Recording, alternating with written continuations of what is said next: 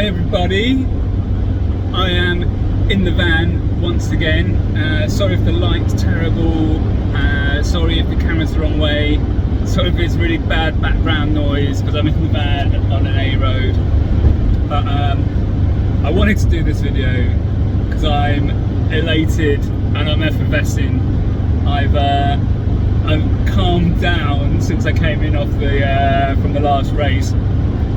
I'm not a big one for whooping and hollering, you know, and I was fucking ecstatic at the end of that race with the bike. Not like the race finished under a red flag, so that was not cool. But I clicked, got a click with the V4R. We're not at the BMW pace, but we're half a second off, and that's pretty cool. And that was half a second with my brakes were fucked. Like every lap under the hard braking areas, that lever was coming back more and more, and I'm like, I'm having such a great time on the bike. I don't want to stop, but I've got to be considering it. And I was making up so much time on the brakes and the riders in front of me. I was like, oh, this is not far away from a potential trouble. And you just got to make a call on it. You got to go, right, are my brakes going to stay? Because they do that when you're, you know, racing and pushing the limits of the brakes. The lever bike point does change. And you got to kind of go, is that just heat causing that, or is it like I've got a problem? But man, the bike, we just clicked. We had that click between man and machine. You're like, I trust you, I trust these tyres. The tyres didn't have great feel. Like with that 125 Pirelli, which I whinged about and which I still think is rubbish, you can feel it's got grip. It's a big tyre, but what it gives you when you turn in is a bit of resistance, because it's got a, you know, a gentler curve, and that bit of resistance it gives you feel. That's feel, and so you feel there's more grip there. And the Dunlop is a more sort of traditionally shaped front tyre, I guess, so it just goes in. There's not that resistance, so it feels light. It doesn't feel like there's feel there, like there's grip. But I knew the bike was turning how I wanted it to, and I made the decision to not make any changes for the final race, because I was like, do you know what, I know this bike can still be better, but I'm close and it's rideable, and I just need to trust this bike and these tyres. And we had a new Metzer rear tyre in, and just from the get-go felt good. Like the previous race when I went out on the bike, I didn't know what to expect, so you start off a bit like hesitant, and you know, I was still a bit hesitant. So traffic's slowing down here. I was still a bit hesitant, but I had confidence that the bike would turn, would do what I want, will go where I want, will respond how I want it to, and it was a joy. And unfortunately I couldn't look at the oh man, we have got big traffic.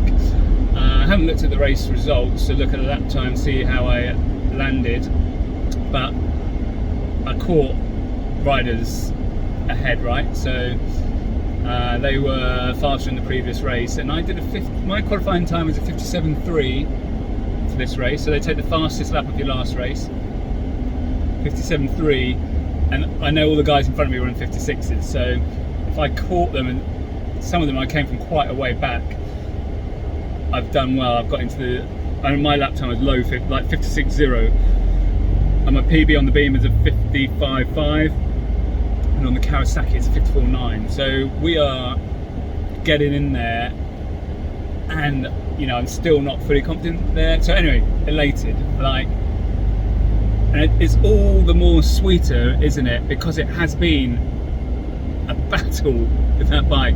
I have had that bike up for sale twice. I've had people come and look at it, you know. It's pushed me, I haven't clicked with it, but I persevered And I've still got the old the website on for the announcements of the race. So anyway, wicked, we're happy, the best, happiest we've ever been on that bike. We don't have any shaking, we don't have any weirdness, we don't have it doing weird things. It feels good, it turns well, the front is planted, the brakes are epic. Getting onto the throttle, you can trust it. The bike's good. It can still maybe turn a little bit better, but you know, maybe I have got the sweet spot and I've ridden it and now I just need to ride that. So that's going to make all my YouTubes even more boring. But I just wanted to share this with anybody really. I'm happy and I'm loving the bike, and everybody comes up to, not everybody, obviously I'm exaggerating, aren't I, but a lot of people come up to you and they're like, mate, that bike sounds epic, it is the best sounding bike ever. And that's part of what made me give up the BMW and come to the Ducati. Is I was like, I love riding it. Like, the BMW might be quicker, but I know I can get there on the Ducati, and if I can't, it's nice to ride. Sometimes when you look at lap times, it's disappointing, but we love that bike now, and it's fast, but we need it to still go a little bit quicker, and it's got it, we can do it.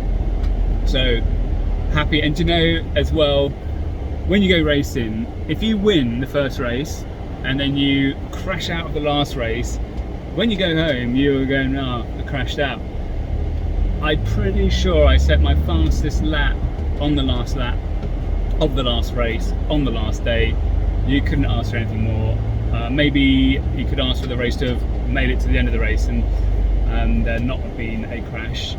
And a bizarre weekend as well. Ben, who might be watching this, mate, I hope you heal quickly. You might have seen his bike on a previous video, the sort of light blue R1, really useful rider, you know, faster than me for sure. And I met him for the first time. You know, it's nice to meet the people you race against and you say hello, how's it all going? And really nice guy. And in the race yesterday, he had a tumble, and you're always like, oh, you know, hope he's all right. You know, hope he's just get up 99% of the time. 99% of the time they just get up. We need to have a representative from the YPM club. So if Paul Whitby, if you're still around, maybe Len Whalen. We need a representative of the club up to race. Dan the Marty.